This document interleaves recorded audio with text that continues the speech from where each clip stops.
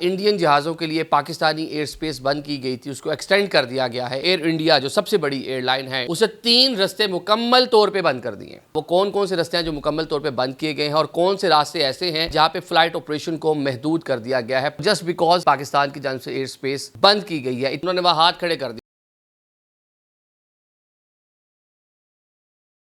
अस्सलाम वालेकुम नाज़रीन, मैं हूं आदिल निज़ामी और आप देख रहे हैं मेरा डिजिटल चैनल। नाज़रीन, आज का व्लॉग इंडियन एयरलाइंस के हवाले से है। ख़ासी मुश्किलात का शिकार है और पाकिस्तान ने दोबारा से फ़ैसला किया है कि जो इंडियन जहाज़ों के लिए पाकिस्तानी एयर स्पेस बंद की गई थी, उसको एक्सटेंड कर दिया गया है 1 माह के लिए।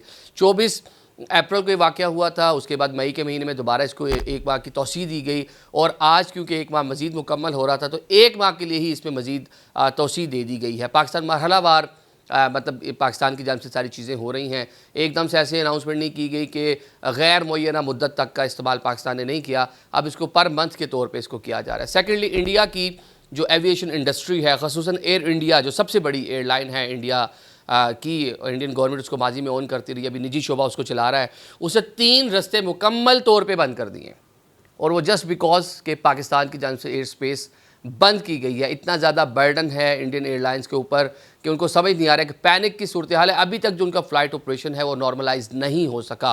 वो कौन कौन से रास्ते हैं जो मुकम्मल तौर पे बंद किए गए हैं और कौन से रास्ते ऐसे हैं जहाँ पे फ़्लाइट ऑपरेशन को महदूद कर दिया गया है। 5 से 10% तक फ़्लाइट ऑपरेशन कम हो गया। सारी चीज़ें आज के व्लॉग का हिस्सा बनाएंगे। आपको मालूम है 24 अप्रैल को पहलगाम के बाद, पहलगाम हुआ उसके चंद दिन बाद जो एक टेंशन हुई, पाकिस्तान ने इंडिया के लिए अपनी फ़ज़ाई हदूद जो है उसको मुअत्तल कर दिया था, बंद कर दिया था। उनको इजाज़तनामे जो थे वो मनसूख कर दिए थे। उसके बाद फिर 1 माह बाद इसको तौसीह कर दी गई और आज दोबारा से नोटम जारी कर दिया गया है। 1 माह की मज़ीद जो है वो तौसीह कर दी गई है। अब जितने भी अगर इंडिया का मैप देखें, माजी में भी बहुत सारे व्लॉग्स में आपको बता चुके हैं कि जो सेंट्रल इंडिया जो इलाके हैं या जो आपके दिल्ली के इलाके हैं, जो पंजाब के इलाके हैं, यहाँ से कोई भी फ़्लाइट उड़ती है तो उसको एक तवील 3 से 4 घंटे, 3 घंटे मिनिमम इजाफी टाइम लगता है। पहले वो इंडिया पूरा गुजरता है और फिर वो समंदर के ऊपर से गुजर के यूएई या जिस भी रास्ते से उसने जाना है वो इन रस्तों को इस्तेमाल कर रहे हैं। तो एक खासा बर्डन इस टाइम इंडियन जो एविएशन इंडस्ट्री है उसके ऊपर है। गवर्नमेंट से मुतालबा किया कि कुछ कंपनसेट करे, पाकिस्तान से झगड़ा आपका, लड़ाई आपकी, बिजनेस हमारे सफ़र हो रहे हैं, तो उन्होंने वहाँ हाथ खड़े कर दिया। उनका नहीं। तो एक एस्टिमेट ये लगाया जा रहा था तकरीबन $50 करोड़ का इंडियन जो एयरलाइंस हैं उनको नुकसान होगा, ये एस्टिमेट था। पाकिस्तान के जवाब के तौर पे इंडिया ने पाकिस्तानी के लिए अपनी जो एयर स्पेस है उसको बंद किया था। हमारी हफ्तावार मेरे ख्याल से 3 से 4 फ्लाइट्स थी, वो हमने तो बड़ा आसानी से एक नया रूट चाइना के ऊपर से निकाल लिया। कोई हमारा जो ट्रैवल टाइम है 2-2.5 घंटे का बढ़ा और बड़ी बासानी, क्योंकि उधर वैसे ही हमारा बोइंग 777 जो हमारे पास PIA के जहाज़ हैं वो उस रूट के ऊपर जाते थे, बड़े जहाज़ थे, वो ट्रैवल कर सकते थे। वो वन गो में गए हैं, वन गो में वापस आए हैं। इंडिया को जनाब जी मुश्किलात रहीं, यूरोपियन डिफरेंट कंट्रीज़ को उन्होंने एज ए सम हो के रीफ्यूलिंग के लिए इस्तेमाल किया, मतलब बहुत सारी मुश्किलात रहीं उनके लिए। अब वो मुश्किलात जो हैं मज़ीद रिफ्लेक्ट होना शुरू हो गई हैं। अगर ये सूरत हाल ऐसे ही चलती है तो ये कह लें कि इंडियन एयरलाइंस का भट्टा बैठ जाएगा तो गलत नहीं होगा।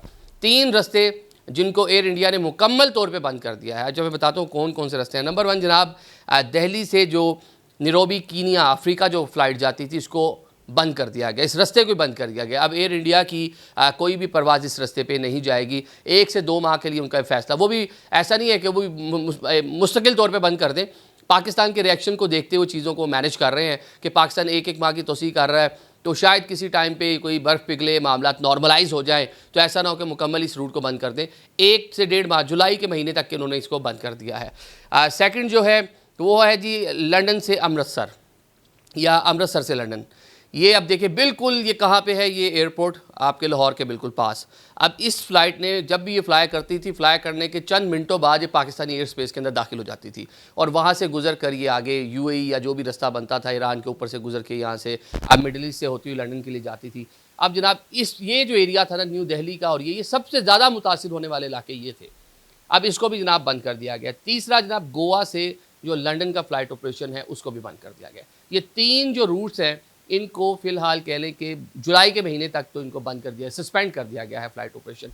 तीसरा जब 5 से 10% जो कमी आ रही है जिन रूट्स के ऊपर, वो शुमाली अमेरिका की जो कंट्रीज़ हैं उनके लिए जितनी भी इंडियन एयरलाइंस हैं, ख़ुसूसन एयर इंडिया, उन्होंने अपना फ़्लाइट ऑपरेशन जो है 5 से 10% तक रिड्यूस कर दिया है। उसमें शुमाली अमेरिका में आपकी यूनाइटेड स्टेट्स ऑफ अमेरिका आ जाएगा, उसके मुख्तलिफ जो एयरपोर्ट्स हैं, न्यूयॉर्क है, डैलस है, इसके साथ साथ जनाब जी शिकागो है, फिर जनाब जी टोरंटो और वैंकूवर जो कैनेडियन सिटीज़ हैं, यहाँ भी फ़्लाइट ऑपरेशन बढ़ा क्योंकि सिख कम्युनिटी बड़ी वहाँ पे रह रही थी।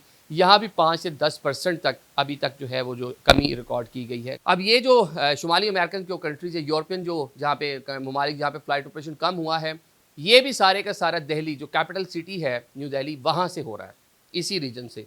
तो अब वेट कर रही हैं इंडियन जो एयरलाइंस हैं कि हालात कोई नॉर्मलाइज हों तो चीज़ों को बेहतर करें। वहाँ पे एक आपने हाल ही में देखा कि 241 लोग एक क्रैश के अंदर अपनी जान से चले गए।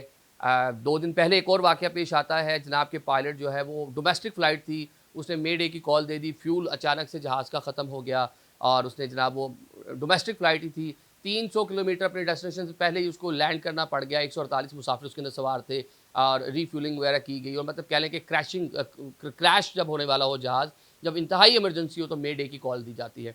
तो जनाब उन्होंने मे डे की कॉल दी। तो जब इंडियन जो एविएशन को समझने वाले लोग हैं, जो वहाँ के एक्सपर्ट्स हैं, वो सारी की सारी सूरत हाल का यही आता कर रहे हैं। एग्जॉस्ट हो गई है इंडियन एयरलाइंस जितनी भी हैं। उनके फ़्लाइट ऑपरेशन बुरी तरह मुतासिर हैं।